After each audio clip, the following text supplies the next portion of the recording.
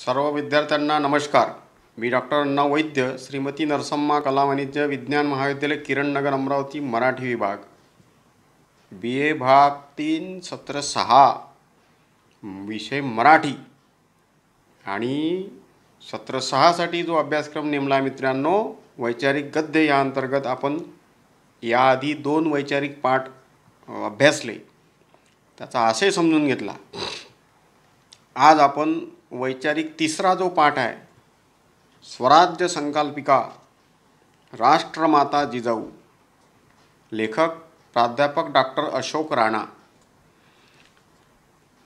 यांचा हा वैचारिक पाठ राष्ट्रमाता जिजाऊच्या कार्यकर्तृत्वाचा आढावा घेणारा अत्यंत ऐतिहासिक अशी जुजबी माहिती, जुजबी म्हटल्याचे अत्यंत खोलात राष्ट्रमाता जिजाऊच्या कार्यकर्तृत्वाची नोंद घेणारा, इतिहास उभा करणारा आपल्या डोळ्यासमोर असा हा पाठ आहे. अनेक राजांची नावे, वेगवेगळ्या पातशाहा, सगळ्या वेगवेगळ्या तत्कालीन 16व्या शतकातल्या एकूणच राजकीय उलथापालथीचे व्यवस्थित विस्ताराने संदर्भ या पाठातून आले. आपण या पाठाच्या आशयाच्या कडे जाण्याच्या आधी या पाठाचे लेखक डॉक्टर अशोक राणा या संदर्भात या संपादक महोदयांनी उतार्यामध्ये अशोक राणा यांचा परिचय दिला आहे, तो मी वाचतो. अशोक राणा, जन्म 1955. अशोक राणा डॉक्टर हे परिवर्तनवादी चळवळीतील प्रमुख लेखक व सच्च कार्यकर्ते म्हणून परिचित आहे. महिला महाविद्यालय जे अमरावतीचं आहे, तिथे त्यांनी मराठीचे प्राध्यापक म्हणून सेवा दिली आहे. मराठी कथा व कवितेतील नागमिथक हा त्यांचा संशोधनाचा विषय आहे. छत्रपती शिवराय, आरोपीच्या पिंजऱ्यात संभाजी, स्वराज्य संकल्पिका राष्ट्रमाता जिजाऊ, गणेश जन्माच्या कथेचा अर्थ, वेदादिकांचे रहस्य, देवादिकांचे रहस्य, देशोदेशींच्या लक्ष्मी, महात्मा बसवेश्वरांचा देव, जागतिकीकरण, मूल्य शिक्षण, अशी अनेक ग्रंथसंपदा राणा यांच्या नावावर आहे. कला, साहित्य, इतिहास व संस्कृती या क्षेत्रात व्यासंग असलेले लेखक म्हणून ते प्रसिद्ध आहे. आपल्या अमरावतीला दीर्घकाळ ते निवासाला होते, आता ते यवतमाळला गेले. छत्रपती शिवरायांनी जे स्वराज्य निर्माण केले, त्यासाठी राष्ट्रमाता जिजाऊ कशा प्रेरणास्थान होत्या, हे या पाठातून लेखकाला समजून सांगायचे आहे. ठीक आहे. अशोक राणाबद्दल आपण खूप काही खोलात जाऊन त्यांच्याबद्दल पण सांगणार नाही. आपल्याला जो मुख्य आजचा जो विषय आहे तो आहे, या पाठाच्या शीर्षकामध्ये स्पष्ट लिहिले आहे की स्वराज्य ही जी संकल्पना 16व्या शतकात शिवाजी महाराजांच्या कार्यकर्तृत्वातून सिद्ध झाली, ही संकल्पना मुळामध्ये त्याचं बीजारोपण हे शिवाजींच्या मातोश्री राष्ट्रमाता जिजाऊ यांच्या कार्यकर्तृत्वातून ही संकल्पना शिवरायांपर्यंत पोचली. या अर्थाने असा प्रकाश झोत अशोक राणा यांनी जिजाऊंच्या कार्यकर्तृत्वाबद्दल आपल्यासमोर तो ठेवला आहे. एक आढावा राष्ट्रमाता जिजाऊंच्या कार्याची महती सांगणारा अत्यंत देदीप्यमान असा हा उज्ज्वल इतिहास अशोक राणांच्या शब्दातून आपल्यासमोर हजर आहे. भारतातील प्रत्येक नागरिकाला अभिमान वाटावा असे उत्तुंग व्यक्तिमत्व म्हणजे शिवाजी महाराज. साहजिकच आहे. म्हणजे इतिहास विषय असणाऱ्यांना हे पक्क माहीत आहे की जगामध्ये जे राजे होऊन गेले, त्या राजांचा नोंदी आहेत. त्या राजांच्या त्यांनी केलेल्या कर्तृत्वाच्या कितीतरी पटीने शिवाजी महाराजांच्या कर्तृत्वाची नोंद आपल्याकडे आहे. फक्त आपण ती जागतिक पातळीवर पोहोचवली नाही. नाही तर जगातला अत्यंत पराक्रमी असा राजा म्हणून आपल्याला त्यांना हे म्हणता येईल. महाराष्ट्रात तर ते आहेच, भारतात त्यांचा उल्लेख आहे.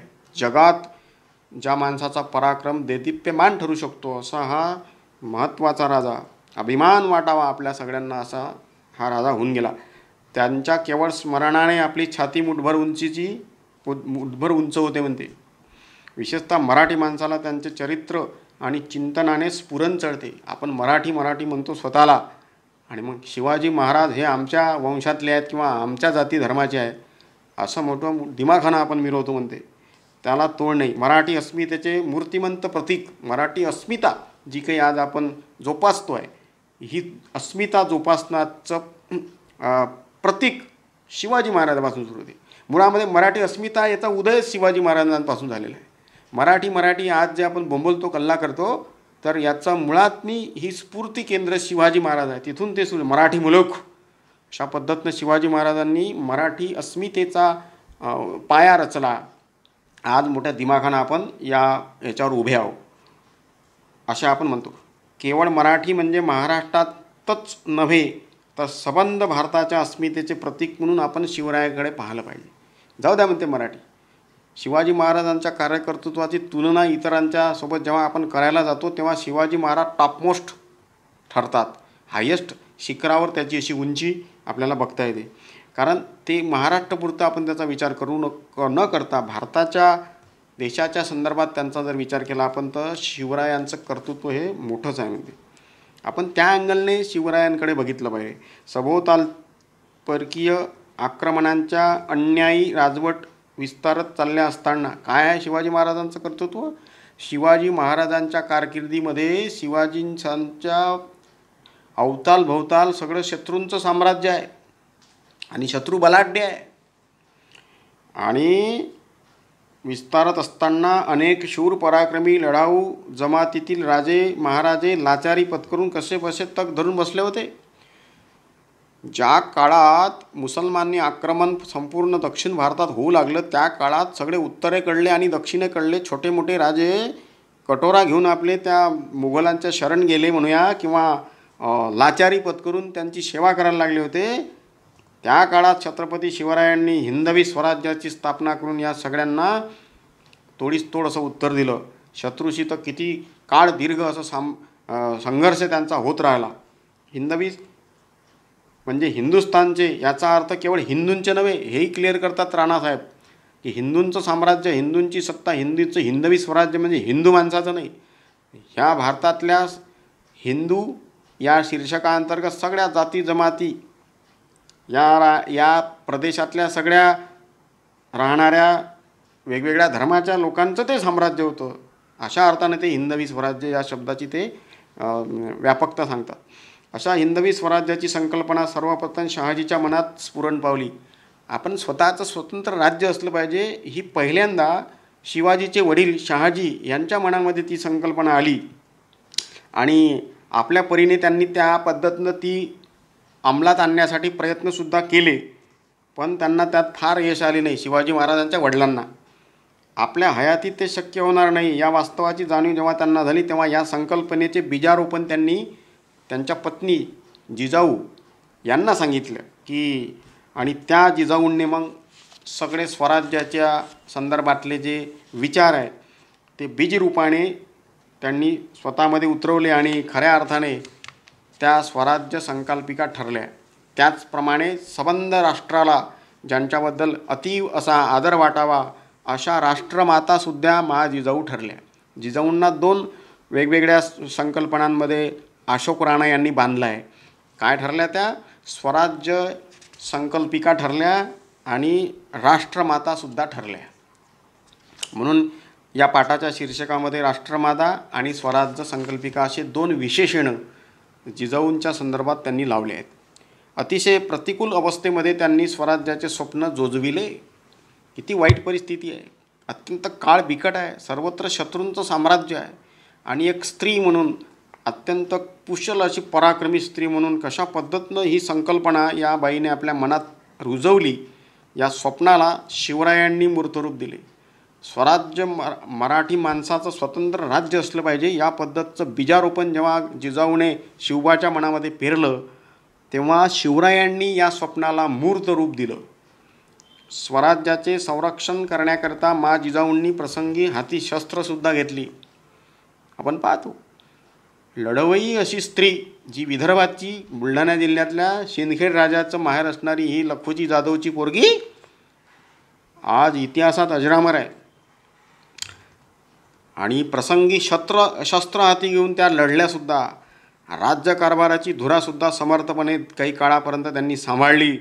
हे सारे सामर्थ्य त्यांच्यात कुठून आले? एक स्त्री असूनही स्त्रीत्वाच्या मर्यादा त्यांनी का बरं पाळल्या नाहीत म्हणते. उलट तेच त्यांचे सामर्थ्य कसे काय बनले? स्त्री म्हणून ज्या मर्यादा निसर्गाच्या बाबतीत निसर्गाचं म्हणूया आपण की नैसर्गिकरित्या स्त्री म्हणून जी काही त्यांच्या वाट्याला येते त्याला झुगारून पुरुषापेक्षाही बलशाली अशा पद्धतीचं पराक्रम जिजाऊंनी दाखवला, सिद्ध केला. स्वराज्याच्या उभारणीत असा मुसद्दीपणा त्यांनी कसा बरं अंगी बांधला म्हणते प्रश्न उपस्थित करतात राणा सर आपल्यासमोर. त्यासाठी आवश्यक असे धाडस त्यांच्यात कुठून निर्माण झाले असावे? शस्त्र हाती घेऊन शत्रूशी लढाई करण्याचं सामर्थ्य एक स्त्री म्हणून, तर हे सामर्थ्य त्यांच्यात कुठून आलं असावं? मातृत्वाच्या भावनेतून त्यांनी आपल्या प्रज्ञेवर मायेची पाखर कशी काय घातली? म्हणजे शिवाजी महाराजांच्यावर संस्कार करताना कशा पद्धतीनं भावनिक आधार घेऊन त्यांनी ते बीजारोपण त्यांच्या मनामध्ये केलं? असे अनेक प्रश्न आपल्याला सहज पडू शकतात. या साऱ्या प्रश्नांची उत्तरं शोधणे म्हणजे राष्ट्रमाता जिजाऊंच्या चरित्राचे अवगाहन करणे होय. त्यासाठी त्यांच्या काही पूर्वपीठिकांचा आपण आढावा घेतला पाहिजे, काही इतिहास आपण समजून घेतला पाहिजे.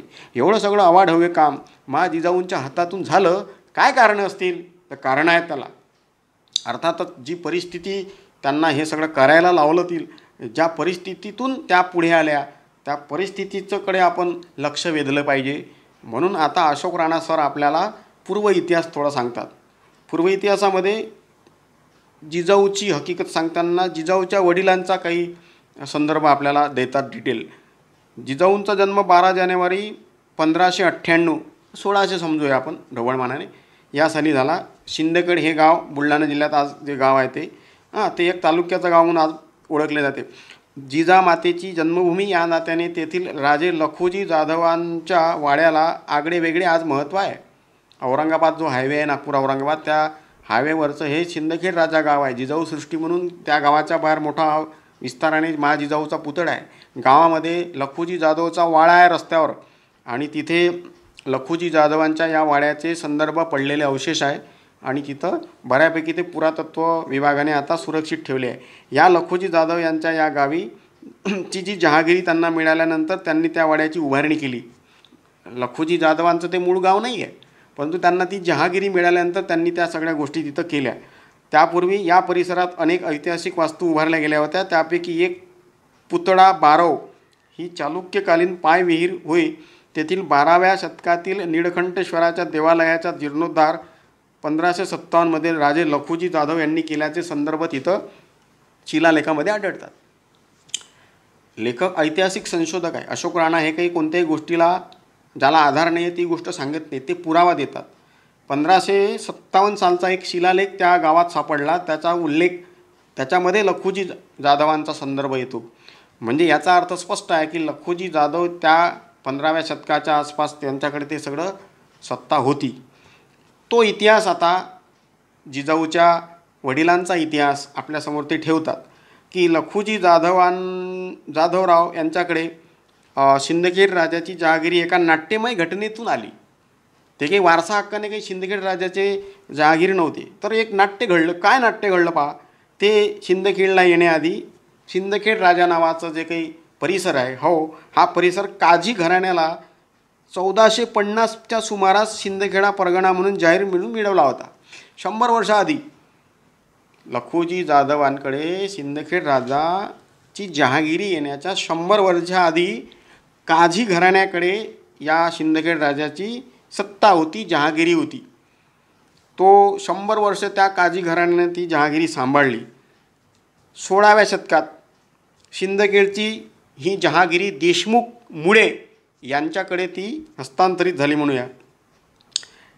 त्यांचा गुमास्ता रविराव ढोणे, ते राज्यकारभार सांभाळणारा, त्या देशमुख मुळे घराण्याच्याकडे जेव्हा ही सिंदखेड राजाची जहागिरी आली तेव्हा त्या जहागिरीतला एक चांगला सेनापती म्हणूया ढोणे नावाचा, या ढोण्याने आपल्या घशात ही जहागिरी घालण्यासाठी मुळे घराण्याची कत्तल केली. देशमुख मुळे घराण्यातले जे पुरुष होते त्यांना तलवारीनं त्याची कत्तलच केली आणि आपल्याकडे तो प्रांत हिसकावून घेतला. हे असं होते, सत्ताकारणांमध्ये एकमेकांच्या मुंड्या छाटल्या जातात सत्तेच्या लालचीपायी. ढोण्यानं ते केलं आणि स्वतः सत्ता मिळवली सिंदखेड राजाची. परंतु काय घडलं बा, त्यांच्या तावडीतून वाचलेली मुळे घराण्याची ज्या माणसाची हत्या झाली त्याची पत्नी ती गरोदर होती. मुळे घराण्याची स्त्री यमुनाबाई त्यावेळी गरोदर होती. त्यावेळी लखुजी जाधव हे पैठणच्या परगण्यातील लासनेर या गावी छावणी करून राहत होते. घटना पहा कशी आहे. या सिंदखेड राजाच्या देशमुख मुळे घराण्याची सत्ता असणाऱ्या या परिसरामध्ये त्याच्याच सरदार असलेल्या ढोणेने देशमुख मुळेला कत्तल करून सत्ता हस्तांतरित केली. परंतु देशमुख मुळे यांची पत्नी प्रेग्नंट होती आणि अशा परिस्थितीतून ती निघाली आणि ते कुठं जाते, त्या काळात पैठण जो प्रांत आहे त्या पैठणच्या प्रांताचे तेव्हाचे छावणी करून लालसनेर गावात असणारे लखुजी जाधव हे त्या परगण्यातून सरदार म्हणून काम करत होते आणि सिंदखेड राजावरून ते लासनेर काही अंतरावर होतं. ती जाते आणि त्यांना रिक्वेस्ट करते की माझ्या पतीला ढोणेने मारलेला आहे आणि तुम्ही मला मदत करा. काय बोलते ती पहा. छावणी करून ते राहत होते लासनेरला लखुजी जाधव आणि ही स्त्री तिथं गेली. ते निजामाच्या पदरी पंचहजारी मनपसदार होते. कोण होते लखुजी जाधव? पैठण परगण्यामधल्या लासनेर गावाला छावणी करून ते टेंट उभारून राहत होते आणि त्यांच्याकडे निजामशाही, कुठली निजामशाही आहे ही? अहमदनगरचा जो विस्तार आहे सत्तेचा, अहमदनगरच्या निजामशाहीच्या पैठण परगण्याअंतर्गत लासनेर या गावी छावणी करून राहणाऱ्या लखुजी जाधवांकडे मदतीसाठी जाणारी देशमुख मुळे घराण्याची स्त्री जेव्हा गेली तिथं, मेहकर सरकारमधील सिंदखेड परगणा त्यांच्या जहागिरीत अंमलाखाली येत होता. सिंदखेड हा परगणा त्या निजामशाहीचाच त्या भागाचा तो पार्ट होता. रविराव ढोणे याने जे मुळे घराण्याची कत्तल केली त्या कत्तलीमध्ये जो देशमुख मारला गेला, पण मुळे देशमुखाची पत्नी, त्या मुळे देशमुख त्यांची पत्नी यमुनाबाई तिचं नाव आहे, आपली तक्रार घेऊन ती गेली लखुजींकडे. लखुजी त्या एरियाचे एक प्रकारची जहागिरी त्यांच्याकडे असल्यामुळे त्यांना ते निर्णय घेण्याचा अधिकार होता. काय म्हणते ती? गेली ती आणि ती म्हणाली, तुम्ही राजे आहात, तुमच्याकडे हा प्रांत आहे सगळा आणि तुम्ही आमचे राजे आहात. माझा सूड घेऊन रविराव ढोणे यांना मारून तुम्ही ते वतन घेऊन घ्या म्हणते. मी ज्या वतनावर आहे ते वतन आता मी तुम्हाला हस्तांतरित करते. आमचा पती तर शहीद झाला म्हणते, पण आता ज्या ढोणेने हे काम केलं त्याला तुम्ही मारून टाका, संपून टाका आणि हा तुमचा जो विस्तार आहे पैठणपासूनचा ते सगळं मी तुम्हाला वतन म्हणून देते, संतोषाने देते, आनंदाने देते म्हणते. माझ्या पोटी गर्भ आहे म्हणते, मी प्रेग्नंट आहे, गर्भ आहे, याजला भटपणाची वृत्ती द्यावी व उपाधे पण तुम्ही याल.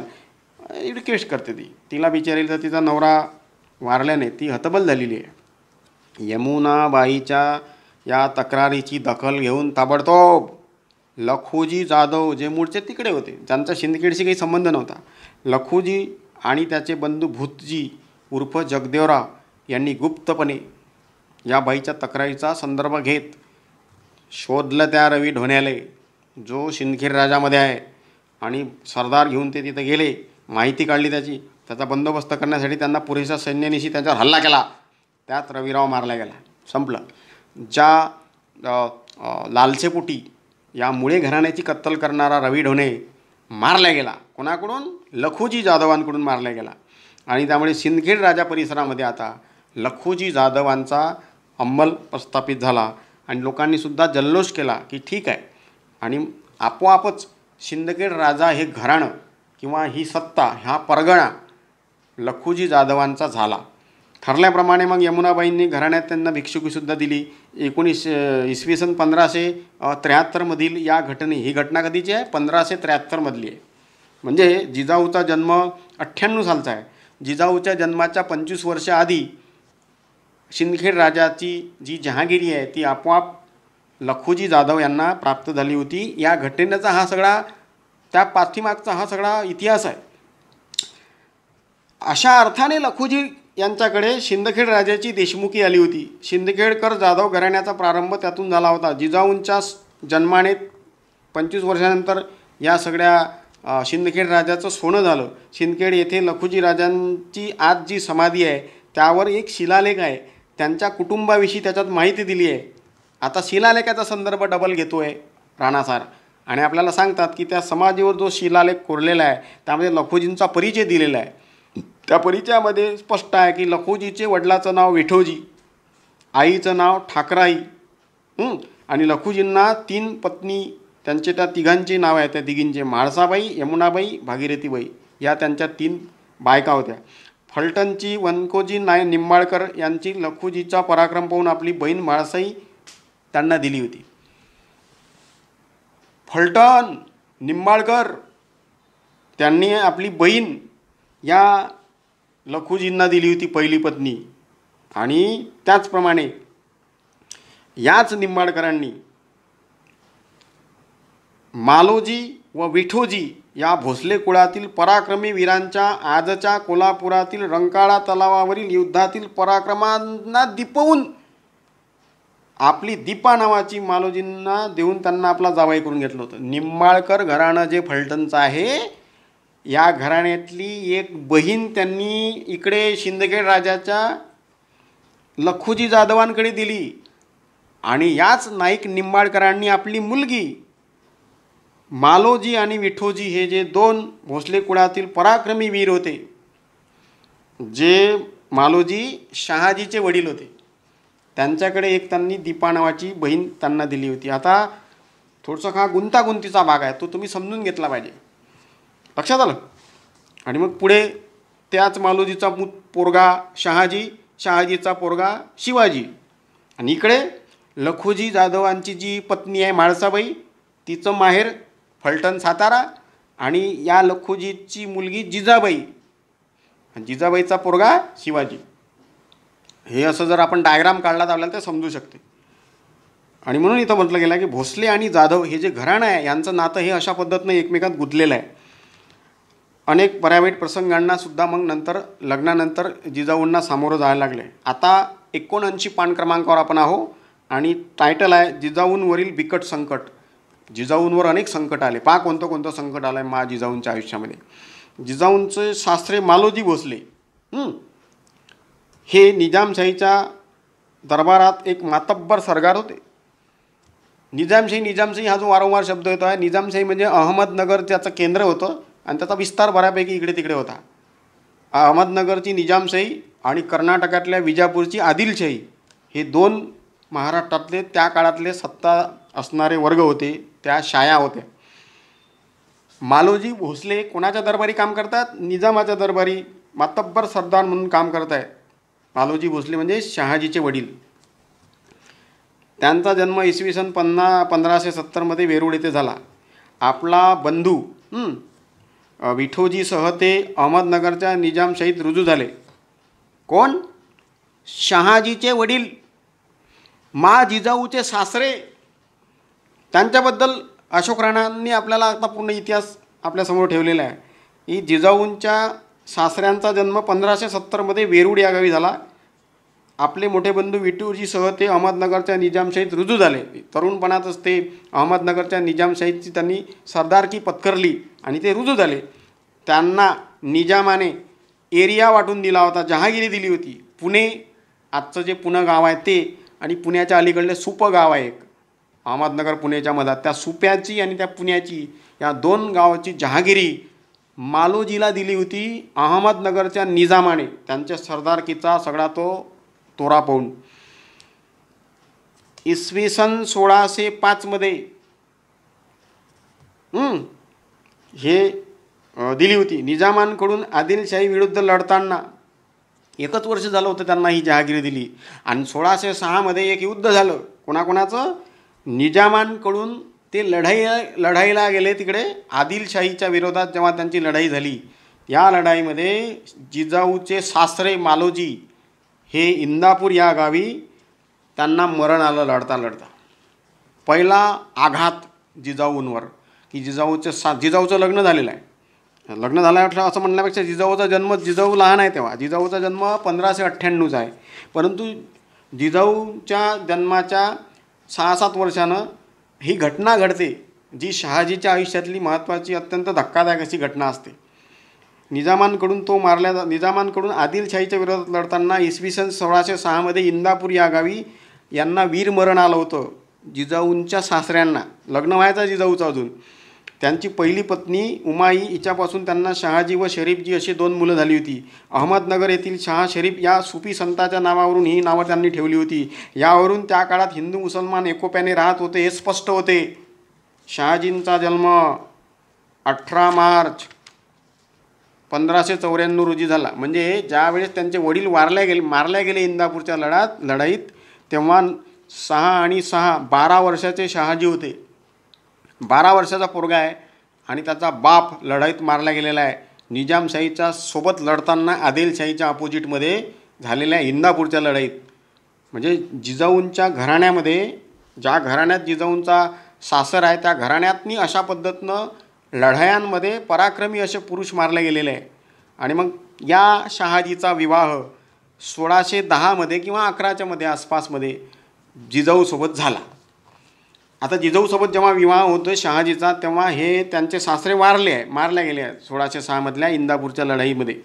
म्हणजे त्यांच्या घराण्यामध्ये एकमेकांना अशा पद्धतीनं हे सगळे प्रसंगांना सामोरं जावं लागलं आहे. त्यांच्या व जिजाऊच्या विवाहाविषयी बखरकरांनी अनेक गैरसमजुतीसुद्धा त्याच्यात दिलेल्या आहे. त्या ऐतिहासिक आधार त्यांना नाही आहे म्हणते. त्याचबरोबर जाधव आणि भोसले कुळ यांच्यामध्ये वैमनस्य यांच्या कहाण्या रंगवल्या गेलेल्या आहे म्हणते. त्या कपोलकल्पित आहे. आणि म्हणून काही घटनांमुळे त्यांच्यात काही काळ दुरावासुद्धा निर्माण झाला होता असे दिसते. त्यापैकी एक खंडागडे हत्ती प्रकरण होय. शिवाजी महाराजांच्या वडील शहाजी आणि जिजाबाई यांच्या लग्नानंतर, विवाहानंतर यांच्यातनी आपण त्याला म्हणतो की संघर्ष निर्माण झाला आणि काही काळासाठी त्यांच्यात वादसुद्धा उत्पन्न झाला. आता या वादाचे अनेक कारणं बखरकरांनी दिले असले तरी खरे कारण ते नाही. तर खरं कारण हे खंडागडे हत्ती प्रकरण आहे. आता खंडागडे हत्ती प्रकरण हे काय आहे हे आपण नंतर समजून घेऊ. थोडासा ऐतिहासिक असा पाठ आहे, वेगवेगळे नावं आहेत. इतिहास अभ्यास करणाऱ्या विद्यार्थ्यांना हा पाठ समजण्यासाठी सोपा जातो. जिजाऊच्या संदर्भातला, त्यांच्या चरित्राशी संबंधित असणारा, त्यांच्या पराक्रमाची नोंद असलेला हा पाठ असल्यामुळे विद्यार्थ्यांनो खूप बारकाईने हा पाठ तुम्ही वाचा आणि समजून घ्या. जिजाऊचं कर्तृत्व डॉक्टर अशोक राणा यांनी आपल्यासमोर राष्ट्र स्वराज्य संकल्पिका राष्ट्रमाता जिजाऊ या शीर्षकाअंतर्गत जिजाऊंच्या चरित्राचे काही तपशील आपल्याला दिलेले आहे. आज उपस्थित ऑनलाईन लेक्चरसाठी जे विद्यार्थी आहे या सर्व विद्यार्थ्यांचे आभार. आणि क्रमशः पुढच्या लेक्चरमध्ये आपण खंडागडे हत्ती प्रकरण आणि पुढे जाऊया. धन्यवाद.